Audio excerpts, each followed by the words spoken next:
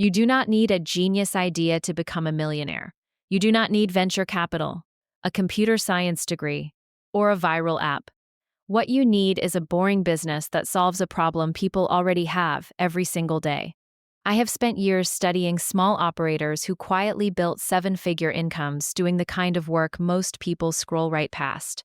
None of these businesses are flashy. All of them are proven. Today, I am going to walk you through 7 of them, the real numbers behind them, and exactly why they keep making ordinary people rich. There is one thing every business on this list has in common.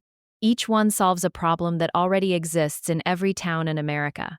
Nobody has to be convinced they need clean clothes, a place to store their belongings, or someone to haul away a broken couch. That is what makes these businesses so reliable. You are not trying to create demand out of nothing. You are simply trying to become the most dependable option in your area for a need that never goes away. Let us start with vending and micro-asset businesses, because they are the easiest entry point for anyone with a small amount of savings. Vending machines. A guy named Marcus started with one snack machine in a warehouse break room. He paid $900 for the machine and another $400 to stock it. Within a month, it was clearing about $200 in pure profit. Marcus did not quit his job. He kept working full-time and used his weekends to place 2 more machines in a gym and an auto shop.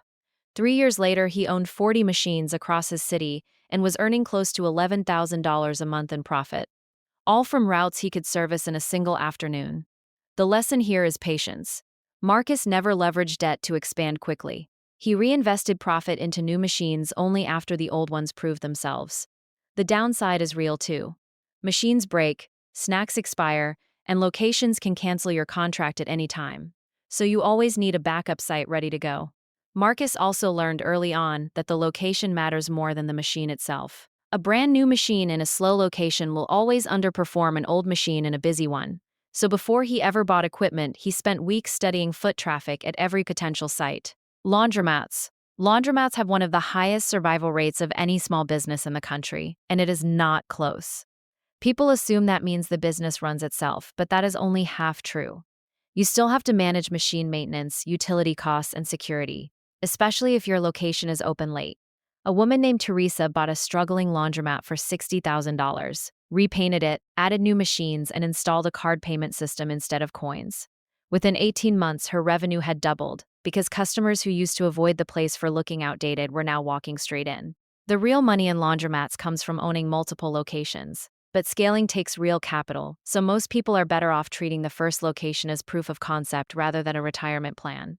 Teresa also made a point of visiting her laundromat at random times throughout the week, instead of only checking in when something broke. That habit let her spot small problems, like a jammed dryer or a burnt-out light, before they turned into lost customers. Self-storage. Self-storage is one of the few property businesses that genuinely can run itself once it is built out properly. A former teacher named Devin converted an old barn on inherited land into 20 storage units. He spent about $18,000 on fencing, gravel, and basic security cameras. Within 6 months, every unit was rented, bringing in close to $2,200 a month, with almost no ongoing labor. The catch is upfront cost and permitting. Zoning laws can slow you down for months, and building from scratch requires real money before you see a single dollar of income. Devin's advantage was that he already owned the land, which most people starting out will not have. So this business usually favors people who can either buy land cheaply or convert an existing structure. For everyone else, the more realistic path is partnering with a landowner or leasing an underused lot on the edge of town, since the storage units themselves are relatively cheap once the land and permits are sorted out. Pressure washing. If you want a business you can start this weekend with almost no money, pressure washing is hard to beat. A young man named Cole bought a used pressure washer for $600 and started knocking on doors in his neighborhood, offering to clean driveways and siding. His first month, he made about $800 working part-time around his college classes. By his second summer, he had 2 employees, a used truck wrapped in his logo, and was billing homeowners associations for entire neighborhoods at once, pulling in over $20,000 a month during peak season. The business is seasonal in colder states, so smart owners add gutter cleaning or holiday lighting in the winter months to keep revenue steady year-round. Cole also credits most of his early growth to simply showing up on time and finishing the job exactly the way he promised, since in a business built on referrals, reliability sells far better than any advertisement ever could. Junk removal. People underestimate how much money is sitting in other people's garages. A junk removal company only needs a truck, a trailer, and a strong back to get started, which is exactly how a man named Isaiah began his. He borrowed his uncle's pickup truck and charged flat rates to haul away old furniture and construction debris. Within his first year, he had bought his own truck and hired 2 helpers, and the business was clearing close to $15,000 a month. What makes junk removal work so well is the pricing power. Customers rarely shop around once they need something gone immediately, so margins stay high even in a crowded market. The hard part is the labor itself, since this is one of the few businesses on this list that is genuinely physically demanding every single day. Isaiah eventually solved that problem by hiring workers who wanted physical labor and simply managing the schedule and the customer calls himself, which let him step back from lifting furniture while the business kept growing underneath him. Mobile detailing. Car owners want their vehicle to look new, but almost nobody wants to drive it somewhere and wait around for 2 hours. That gap created an entire industry of mobile detailers who bring the shop to the driveway. A woman named Priya started hers, with a generator, a pressure washer, and a trunk full of supplies costing under $2,000 total. She booked appointments through social media and offered weekend availability that traditional shops ignored. Within a year, she was booked 3 weeks out and had raised her prices twice, without losing customers. Eventually, she hired a second detailer and turned her single operation into a small fleet. The lesson is positioning. Priya did not try to compete with cheap drive-through car washes. She built a premium service for people who valued convenience, and premium customers do not usually negotiate on price. Residential cleaning. A cleaning business is one of the most consistent cash flow businesses that exists because the demand never really goes away. A man named Ray started cleaning houses on weekends, while working construction during the week. He charged a flat rate per house and focused entirely on referrals instead of advertising.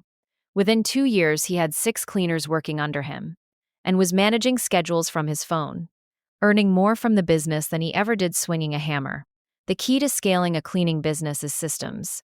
You need consistent checklists, reliable transportation, and trustworthy employees, because your reputation lives or dies on whether the same quality shows up every single time, whether you are the one holding the mop or not. Before you pick one of these and jump in, follow a simple checklist that separates the people who succeed from the people who quit after 3 months. First, start small and prove the model before you spend real money. Every single person in this video started with the cheapest possible version of their business and only expanded once they knew customers would actually pay. Second, stay local before you try to scale wide. Build your reputation in one neighborhood or one zip code first. A concentrated reputation beats a scattered one every time because word of mouth travels faster in a tight community than it ever will across an entire city. Third, understand the real cost of your time, not just your money. A business that makes you $5,000 a month but consumes 60 hours a week is not actually a good deal. Look for the businesses on this list that let you build systems and eventually step back from the daily labor. None of these 7 businesses are complicated. It is a vending route, a laundromat, a storage lot, a pressure washer, a junk hauling truck, a detailing kit, or a mop and bucket. What separates the people who become millionaires from the people who stay stuck is not the idea. It is whether they actually start, stay patient, and reinvest what they earn instead of spending it. If you are serious about building something real, pick the one that fits your skills and your budget, and get your first customer this month. If this helped you see boring businesses in a new light, make sure you are subscribed, because next episode we are breaking down exactly how much money it takes to get each of these 7 businesses off the ground.